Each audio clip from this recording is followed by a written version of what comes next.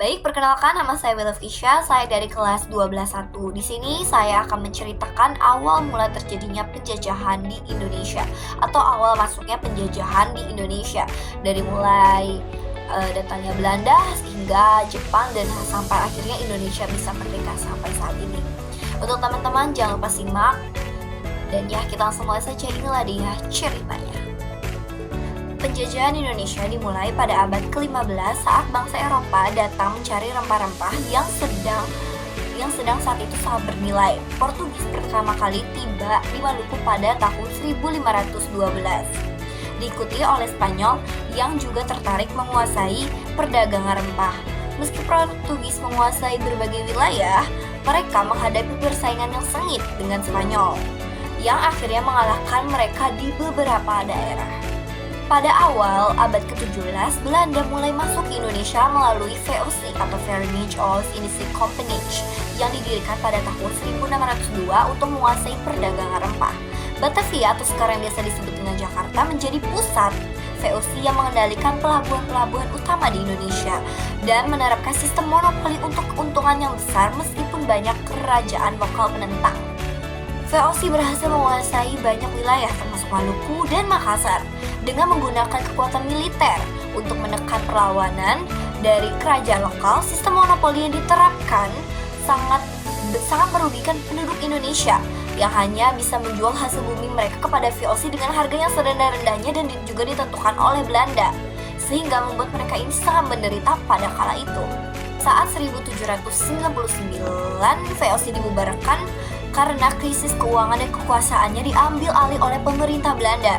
Indonesia menjadi koloni resmi Belanda dan mereka memperkenalkan kebijakan yang lebih menguntungkan mereka seperti penataan ulang ekonomi yang mengandalkan sumber daya alam untuk Indonesia agar dijadikan membiayai proyek-proyek yang ada di Eropa. Salah satu kebijakan yang paling menindas adalah sistem tanah paksa atau biasa disebut dengan Kulturstelsel pada tahun 1830 yang memaksa para petani untuk menanam tanaman ekspor untuk Belanda.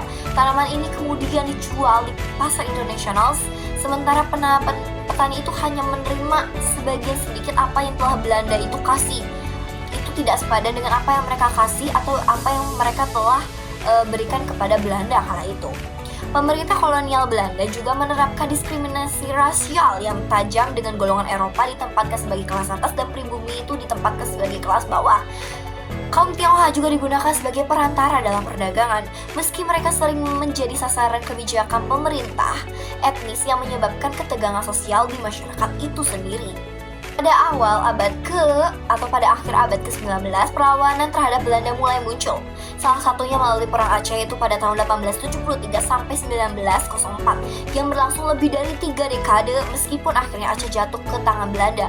Perlawanan ini menunjukkan bahwa rakyat Indonesia itu tidak menyerah begitu saja pada penjajahan. Kesadaran nasionalisme mulai berkembang pada awal abad ke-20 dengan berdirinya organisasi seperti Budi Utomo pada tahun 1908 yang menumbuhkan semangat kebangsaan. Organisasi ini juga berfokus pada pendidikan, tetapi secara tidak langsung memperkuat tekad untuk kemerdekaan yang kemudian diikuti oleh gerakan-gerakan politik lainnya.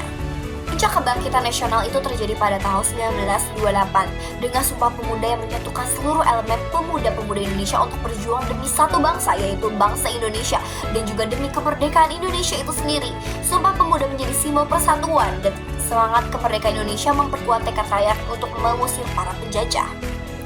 Pada tahun 1940-an, Perang Dunia mulai memberikan kesempatan bagi Jepang untuk menguasai Indonesia pada tahun 1942. Meskipun Jepang juga menindas rakyat Indonesia, mereka memberikan ruang bagi kemerdekaan atau ruang untuk rakyat agar bisa merdeka. Setelah kekalahan Jepang pada tahun 1945, Soekarno dan Hatta memproklamasikan kemerdekaan itu pada tanggal 17 Agustus meski Belanda berusaha kembali menguasai Indonesia. Perjuangan untuk mempertahankan kemerdekaan berlanjut dengan perlawanan fisik dan diplomasi internasional yang akhirnya menghasilkan pengakuan kemerdekaan Indonesia oleh Belanda pada tahun 1949 melalui Konferensi Meja Bundar atau biasa disebut dengan KMB.